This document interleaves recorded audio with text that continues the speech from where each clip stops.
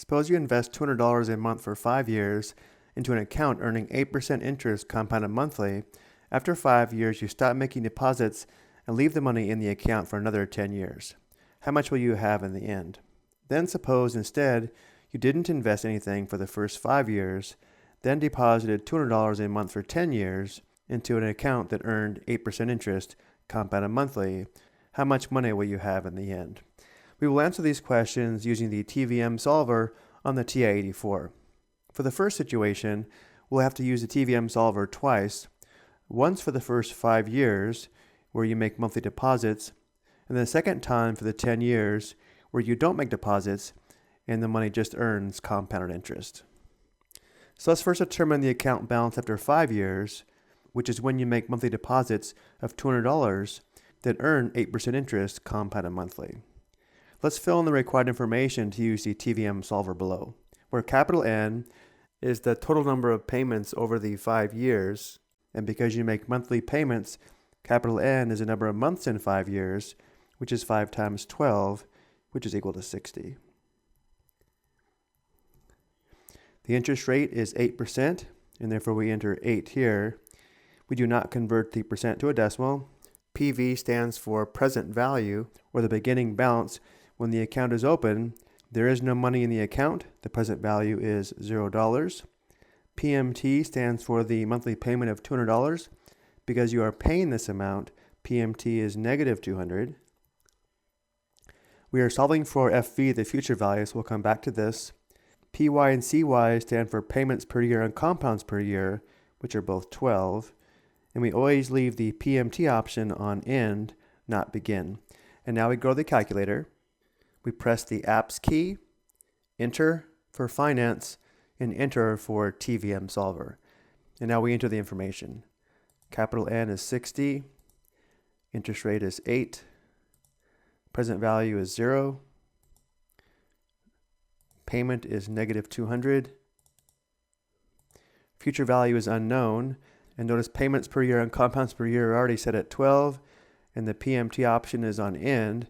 Because we are solving for future value, we need to have the cursor on the future value, and then we press alpha enter to solve for the future value, which to the nearest cent is $14,695.37. Let's record this.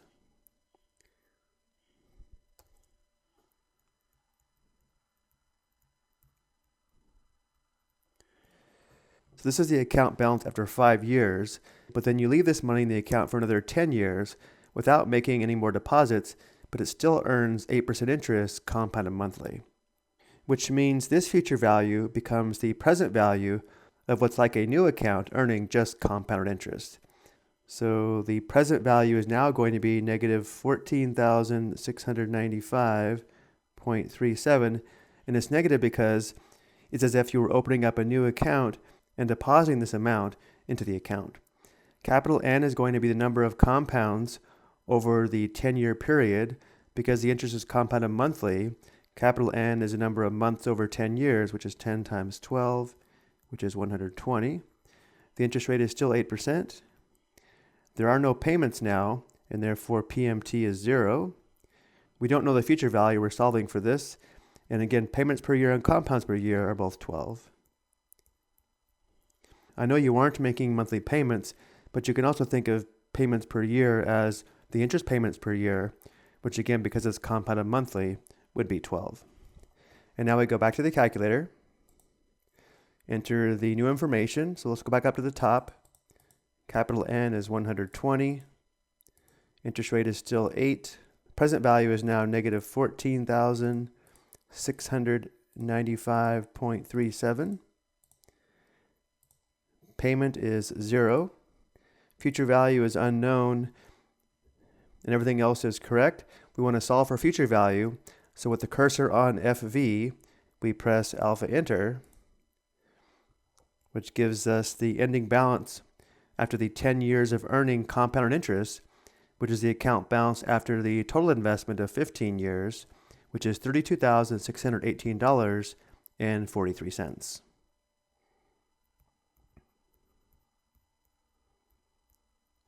So again, this is the account balance after the 15 years, where for the first 5 years, you make monthly deposits, and then after the 5 years, the money stays in the account for 10 more years, earning just compound interest, and the ending balance after the 15 years is $32,618.43. And now for the second scenario, suppose instead you didn't invest anything for the first 5 years, and then you deposited $200 a month for 10 years into an account earning 8% interest, compounded monthly. How much money would you have in the end? So in this case, capital N is the number of deposits over the 10-year period.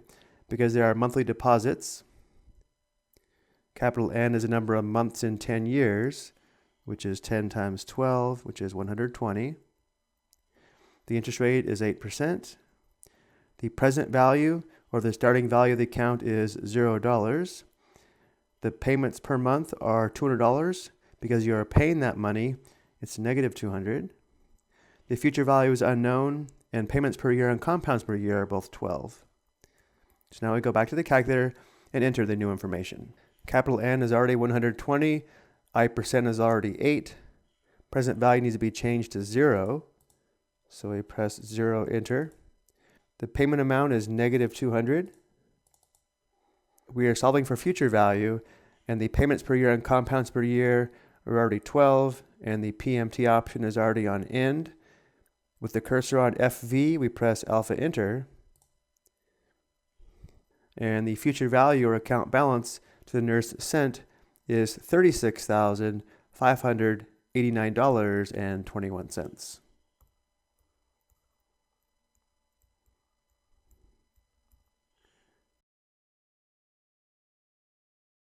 These two examples give a good reason as to why it's important to start saving early.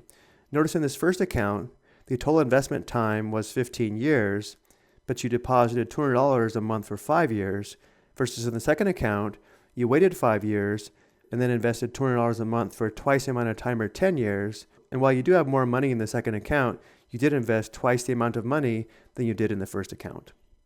I hope you found this helpful.